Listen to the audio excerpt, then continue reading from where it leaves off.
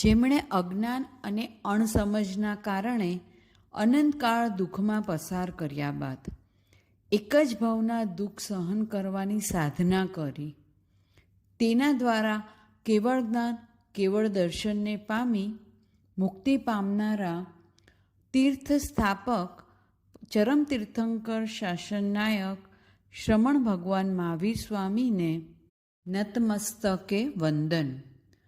તેમના જ તીર્થમાં સ્થાન લઈને પોતાના વર્તમાન અને ભવિષ્યના દુઃખને દૂર કરવાની સાધનામાં જોડાયેલા અનંત ઉપકારી પૂજ્ય સાધુ સાધ્વીજીઓને ભાવપૂર્વક વંદન તથા દેવાણુપ્રિય શ્રાવકો અને શ્રાવિકાઓને જય જિનેન્દ્ર. ઉત્તરાધ્યન સૂત્ર ભગવાનની અંતિમ દેશના પરમપિતાનું પાંચમા આરાના પુત્રો માટે વીરના વારસ બનવાનું વસિયતનામું. ભૂતકાળનું સ્મરણ અને ભવિષ્યનું દર્શન. જેવી રીતે હાથમાં ત્રાજવું હોય, ત્રાજવામાં બે પલડા હોય, વચ્ચે કાંટો હોય. ત્રાજવાને જોવાવાળા એના બંને પલડાને જોવે છે અને બંને પલડાને જોઈ કાંટાને કેન્દ્રમાં રાખે છે. બેમાંથી એક પણ પલડાની ઉપેક્ષા કરવી એને પરવડે નહીં. ત્રાજવાને જુઓ એટલે એના બંને પલડાને જુઓ.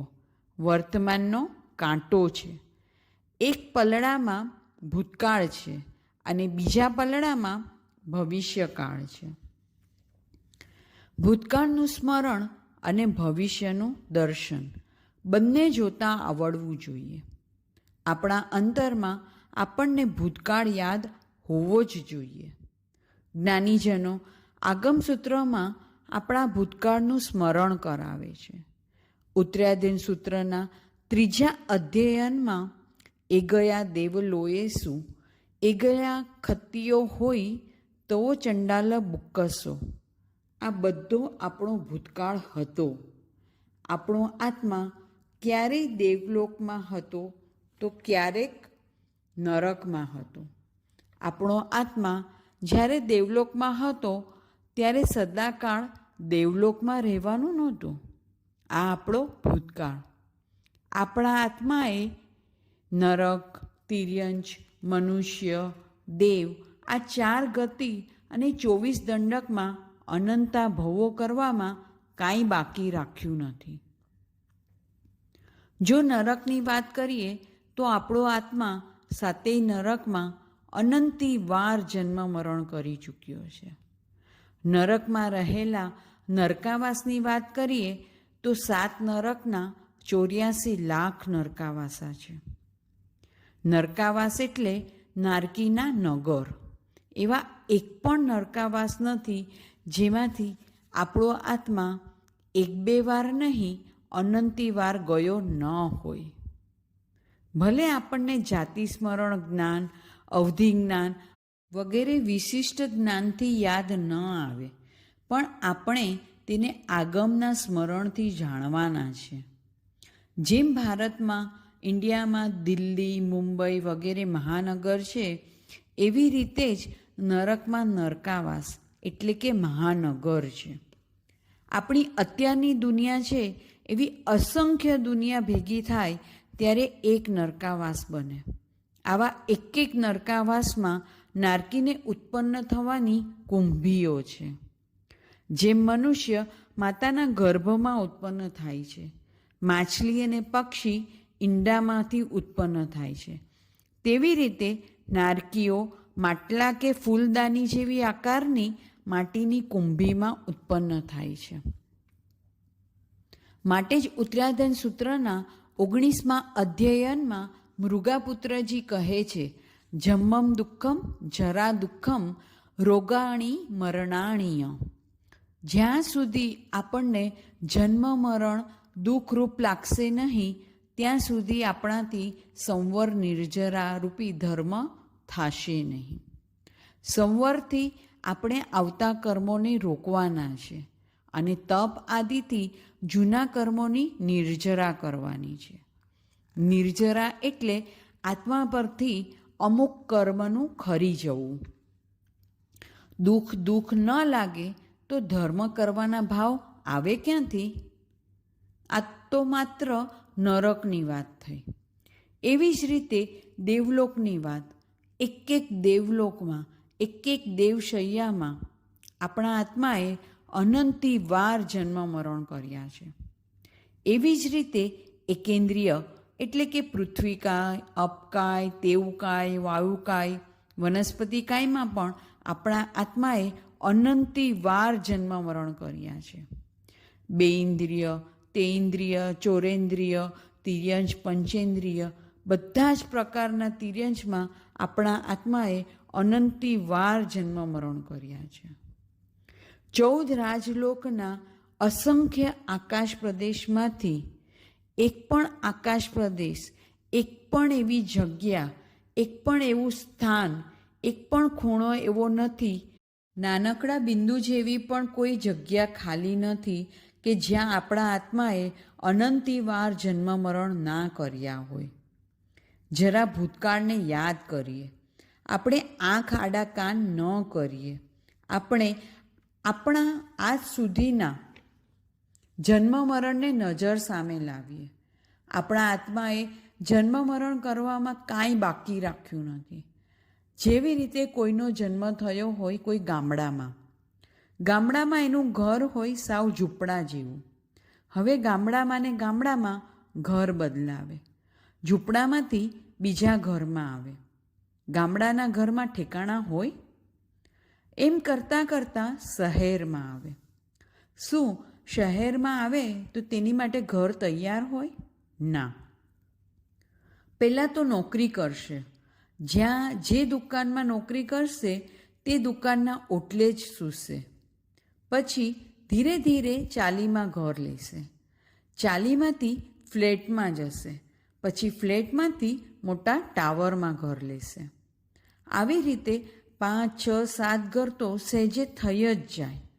તેનું આલ્બમ બની જાય. દાદા પોતાના પુત્રને એ આલ્બમ બતાવે. કેવું લાગે? આવા 5, 6, 7, 8 ઘર તો એક જ ભવમાં બદલ્યા. એ બધા ફોટાને બાજુમાં મૂકી એને સમજાવે કે એ પોતે ક્યાંથી ક્યાં પહોંચ્યા. હવે એવી રીતે સૌથી પહેલો ફોટો નિગોદનો, એટલે કે આપણા આત્માની વાત ચાલે છે. નિગોદ એટલે એવું શરીર કે જેમાં અનંતા જીવો રહે છે. પોતાનું સ્વતંત્ર શરીર પણ મળતું નથી. પછી બાજુમાં નરકનો ફોટો, તેની બાજુમાં પરમાધામી દેવનો ફોટો, એની બાજુમાં સમૂર્છિમ મનુષ્યનો ફોટો. સમૂર્છિમ મનુષ્ય એટલે આપણા શરીરની ગંદકી, અસૂચિમાં ઉત્પન્ન થવાવાળા 5 ઇન્દ્રિયવાળા મનુષ્યની વાત. આમ જન્મ મરણ કરતાં કરતાં ચક્રવર્તી બનેલો, 6 ખંડનો રાજા બનેલો અને આજે મનુષ્યની વિષ્ટામાં સમૂર્છિમ મનુષ્ય બની ગયો. ચક્રવર્તી હતો એ પછી દીક્ષા ન લીધી તો નરકમાં જઈ આજે મનુષ્યની અસૂચિમાં સમૂર્છિમ મનુષ્ય બન્યો. આપણા આત્માએ ભવો કરવામાં કાંઈ બાકી રાખ્યું નથી. આપણા આત્માએ ચિત્ર વિચિત્ર શરીરો ધારણ કરવામાં કાંઈ બાકી રાખ્યું નથી. નરકમાં નારકીના શરીર કેવા હશે? તિર્યંશના શરીર તો આપણે જોઈએ જ છીએ. તિર્યંશ એટલે જે કૂતરા, બિલાડા, કાગડા, પક્ષીઓ જે પણ આપણે જોઈએ છે તેને તિર્યંશ કહેવાય. કેવા હોય છે તેમના શરીર? આવા ભૂતકાળના ભવો કરતાં કરતાં આજે આપણે માનવના ભવમાં આવ્યા છીએ. ભૂતકાળના સ્મરણ કરતાં વધુ વેધક ભવિષ્યનું દર્શન છે. આપણે આપણા ભવિષ્ય સાથે જુગાર રમવો ન જોઈએ.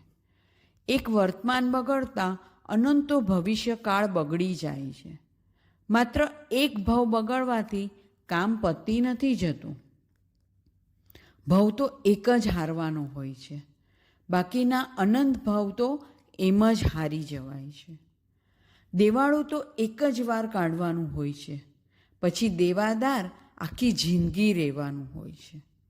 ભૂલ એક વાર કરવાની હોય છે, તેના પરિણામ આખી જિંદગી ભોગવવાના હોય છે.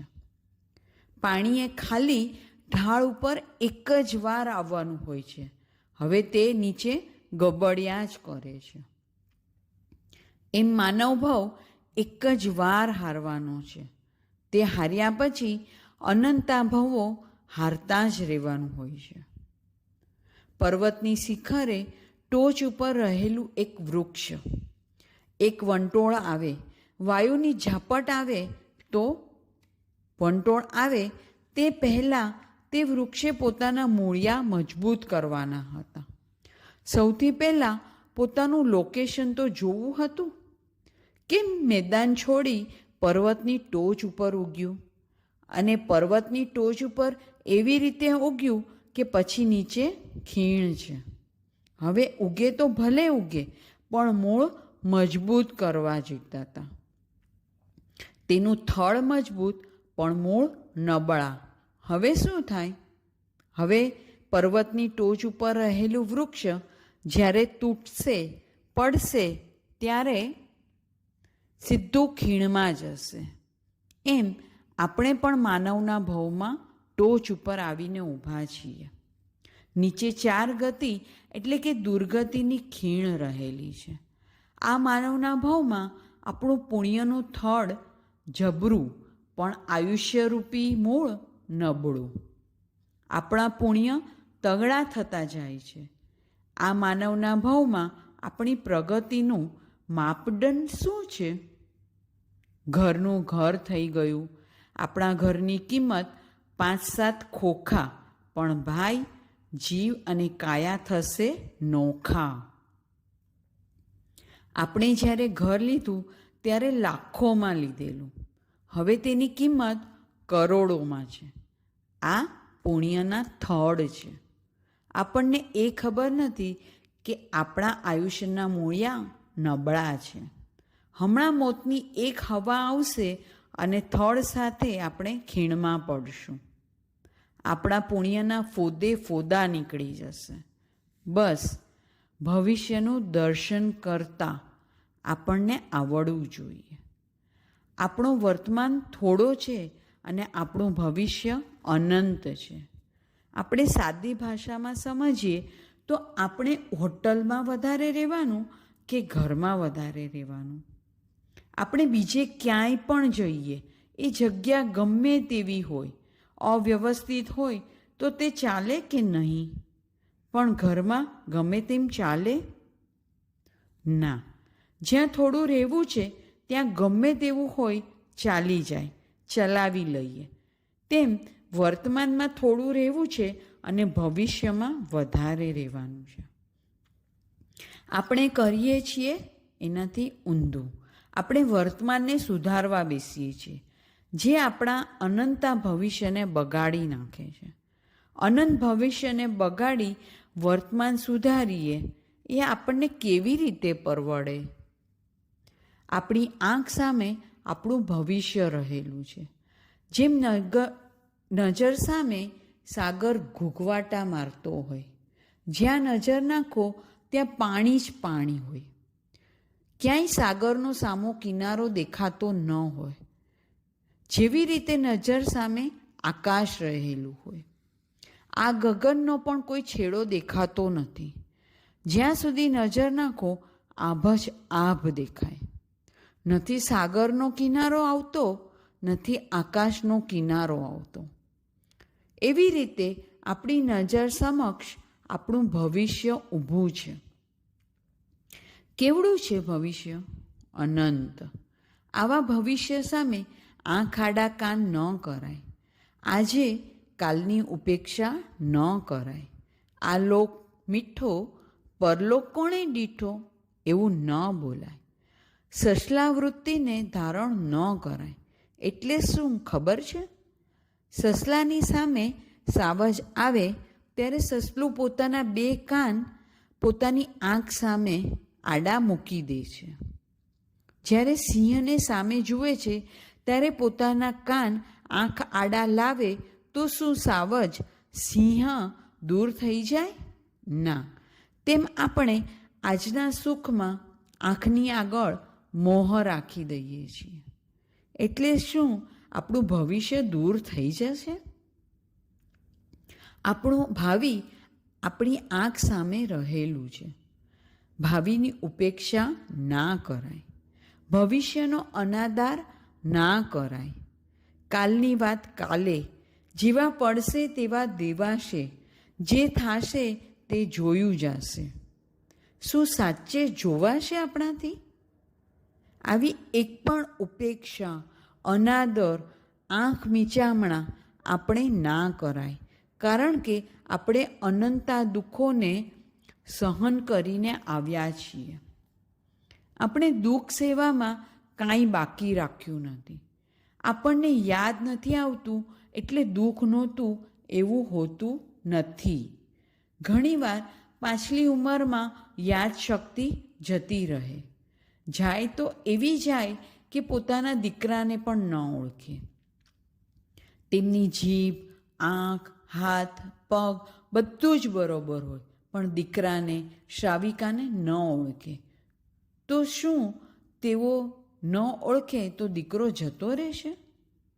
તો શું દીકરો એમ કહેશે કે એમને હું ઓળખાતો નથી તો હું જતો રહું? શું પિતાની યાદશક્તિ જતી રહેવાથી દીકરો નહીં રહે? યાદશક્તિ કોની ગઈ છે? પિતાની. એવી રીતે આપણે પિતા છીએ અને ભૂતકાળ આપણો દીકરો છે. આપણી આંખ સામે ભૂલાયેલો ભૂતકાળ છે અને ઉછાળા મારતું ભવિષ્ય છે. આપણને ભૂતકાળ યાદ નથી અને ભવિષ્યનું દર્શન નથી. આપણને ભૂતકાળનું સ્મરણ નથી અને ભવિષ્યનું દર્શન નથી. આપણને ભૂતકાળનું સ્મરણ નથી એટલે આપણો ભૂતકાળ નહોતો એવું નથી. આપણને ભવિષ્યનું દર્શન નથી એટલે ભવિષ્ય નથી એમ નથી. માટે આંખ મીચામણા ન ચાલે. આપણે આજે એવી રીતે જીવીએ છીએ કે આપણને કાલની કાંઈ પડી નથી. આપણને આવતીકાલની કોઈ ચિંતા નથી, ફિકર નથી, દરકાર નથી. જે કાલે થશે તે જોયું જશે. પહેલાં છાતી તો બતાવો 56ની છે કે નહીં. કાલે જરા પેટમાં દુખશે તો બધું ભૂલાઈ જશે.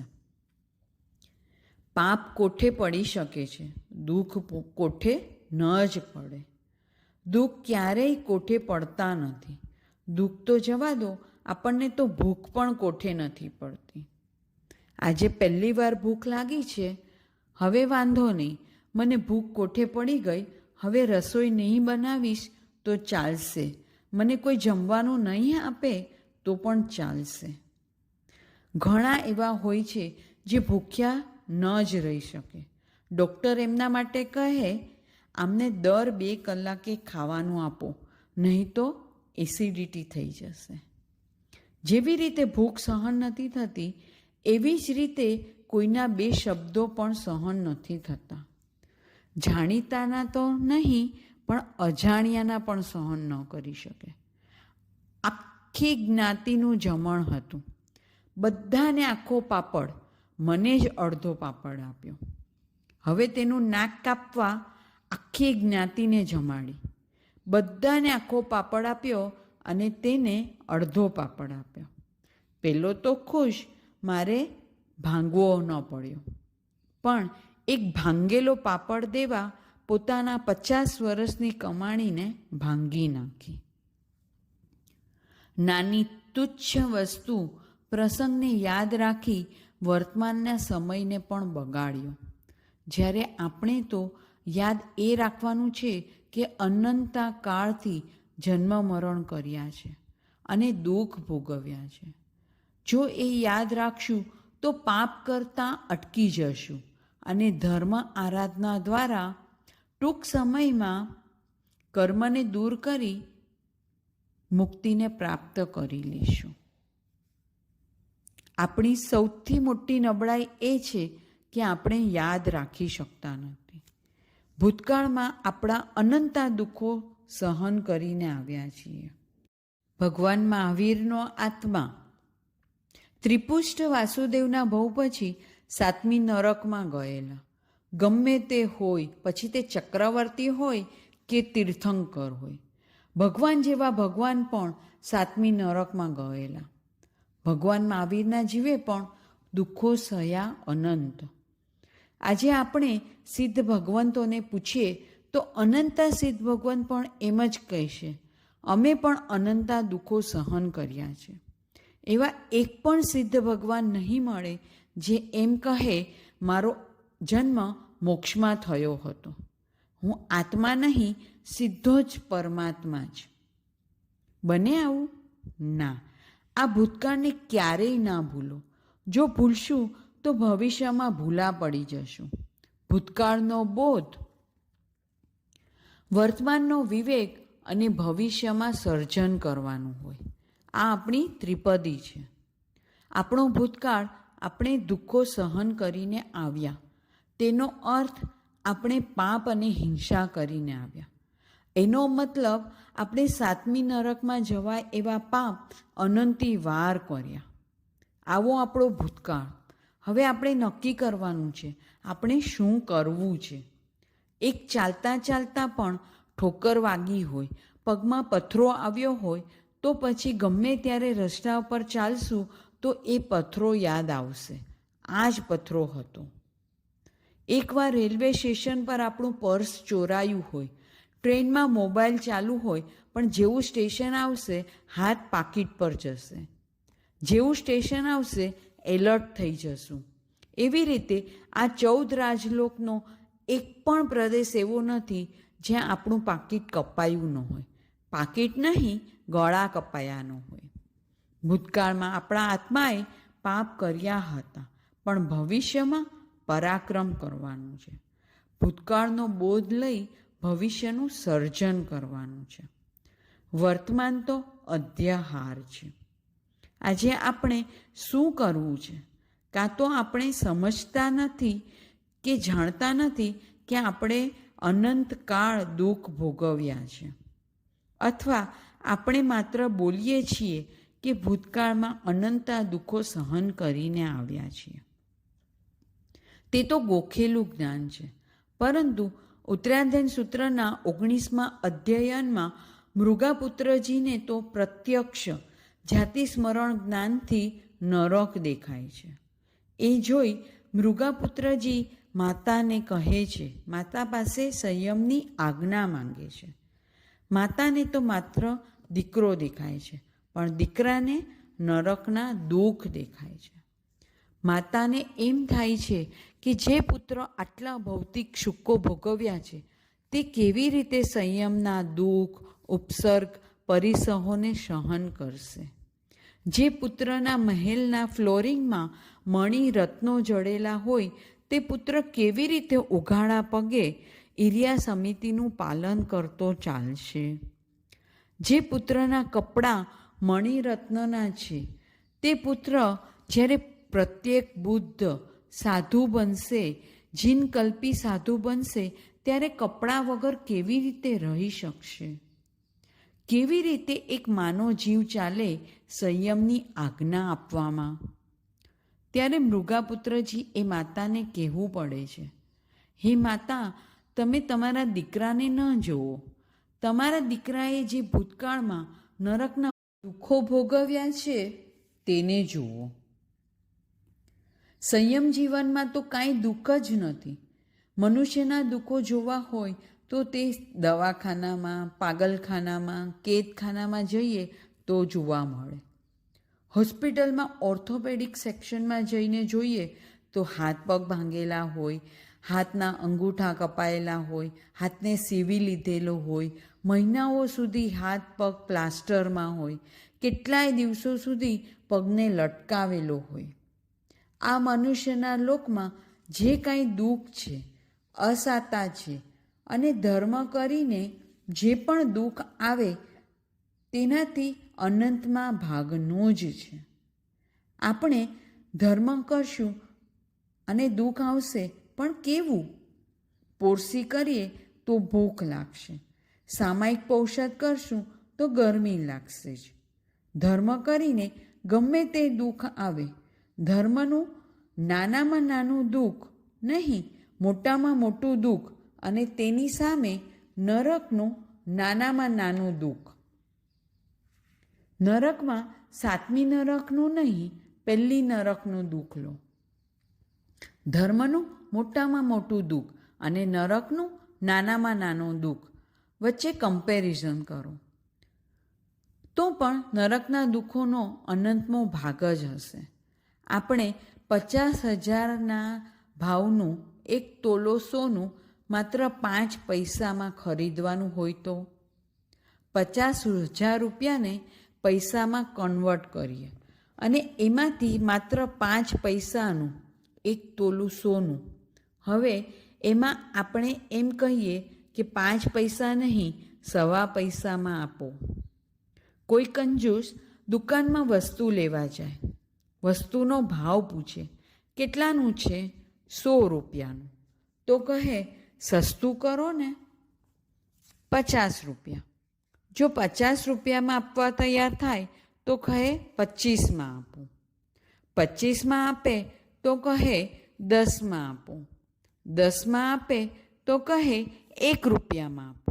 અને જો 1 રૂપિયામાં આપવા તૈયાર થાય તો કહે 1 નહીં 2 આપો. એમ સાગરનું રત્ન સરોવરમાં, સરોવરનું રત્ન કૂવામાં, કૂવાનું રત્ન આપણને કુંડામાં મળ્યું છે. ત્યારે આપણે કહીએ ચોળ આવે છે. આપણે આગમના આધારે આપણા ભૂતકાળ, વર્તમાનકાળ અને ભવિષ્યકાળ માટે સમજીએ. નજર સામે નાગશ્રી બ્રાહ્મણી, મૃગા લોઢિયા અને ગોસાલકને લાવીએ.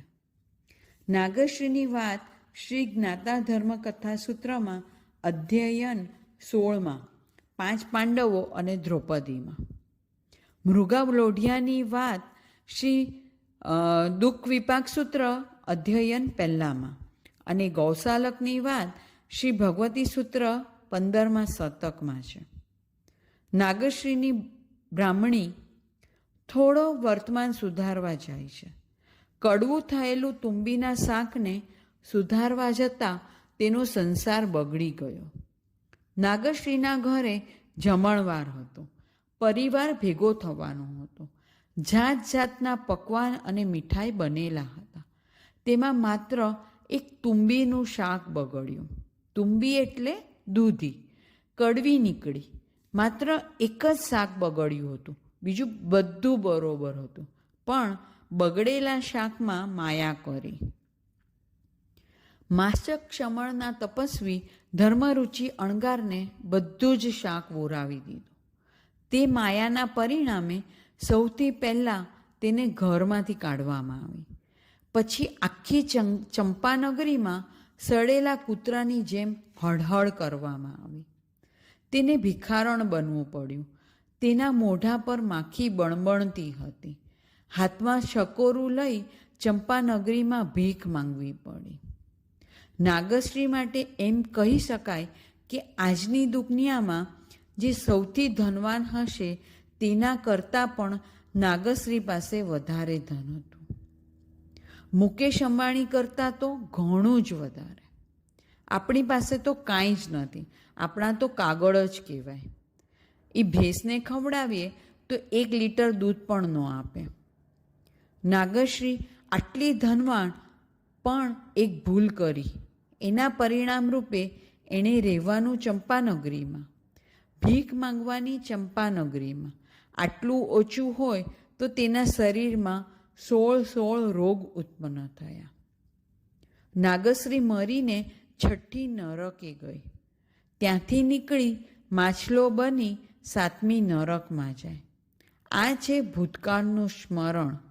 આપણે આંખ આડા કાન કરવાની બહુ ટેવ છે. જ્યારે આપણને જીવનમાં દુઃખ આવે, ઘરમાં આપણા કોઈ સ્નેહીજનનું મૃત્યુ થાય તો આપણને વૈરાગ્ય આવે. સંસારમાં કાંઈ નથી એવું લાગે, પણ તે બધું માત્ર ક્ષણિક. જેને સ્મશાન વૈરાગ્ય કહેવાય છે. નાગશ્રીએ ભૂલ કરીને અનંતો ભવિષ્ય ઊભો કરી દીધો. દુઃખ વિપાક સૂત્રમાં જાગીરદાર ઇક્કાઈ રાઠોડની વાત આવે છે. માનવનો ભવ પુણ્યના ઉદય પણ આરંભ અને હિંસાથી ભરેલો. હિટલર શાહી કરે એની વાતો આપણે વાંચીએ તો હિટલર, ચંગેઝ ખાન, મુસોલિન, ભૂત્તો બધા બિચારા લાગે. આ બધાનો સરવાળો કરીએ એથી ચડિયા તો આ ઇક્કાઈ રાઠોડ, મૂંગા લોઢિયાનો ભૂતકાળ એટલે ઇક્કાઈ રાઠોડ. એ મૃગા લોઢિયાનો વર્તમાન રાજમહેલમાં રાજકુમાર તરીકે જન્મ, પણ રહેવાનું ભોયરામાં. શરીરની જગ્યાએ માંસના લોચા જેવું શરીર, આંખની જગ્યાએ કાણા, કાનની આકૃતિ નહીં, નાકની જગ્યાએ કાણા, અને એના શરીરમાંથી એટલી દુર્ગંધ આવે કે તેને ભોયરામાં રાખવો પડે. ખુદ તેની માતા રાણી તેને ખાવાનું દેવા જાય તો પણ નાકે કપડું બાંધે. એને ભૂખ એટલી બધી લાગે કે ખાવાનું આપતા જ બધું ખાઈ જાય, પણ તરત જ તેનું વમન કરી નાખે અને તે વમન કરેલું જ પાછું ખાઈ જાય. આગમમાં વર્ણન વાંચીએ તો આપણે ખાવાનું ભૂલી જઈએ. મૃગા લોઢિયાના ભૂતકાળ પછી મૃગા લોઢિયો મરીને જે યાત્રા કરે એક એક નરકમાં બે વાર જશે. નાગશ્રીના ભ્રમણના ચક્કર પૂરા થયા. તે જ નાગશ્રીનો આત્મા દ્રૌપદીજી બન્યા. નાગશ્રી ટુ દ્રૌપદીજી. બીજા મૃગા લોઢિયાનું ભવભ્રમણ ચાલે છે અને ગોશાલકનું ભવભ્રમણ હવે ચાલુ થશે. ગોશાલક અત્યારે 12મા દેવલોકમાં 22 સાગરોપમનું આયુષ્ય ભોગવે છે, પણ આ ભવ પૂરો થયા પછી તેના ભવિષ્યની યાતના શરૂ થશે.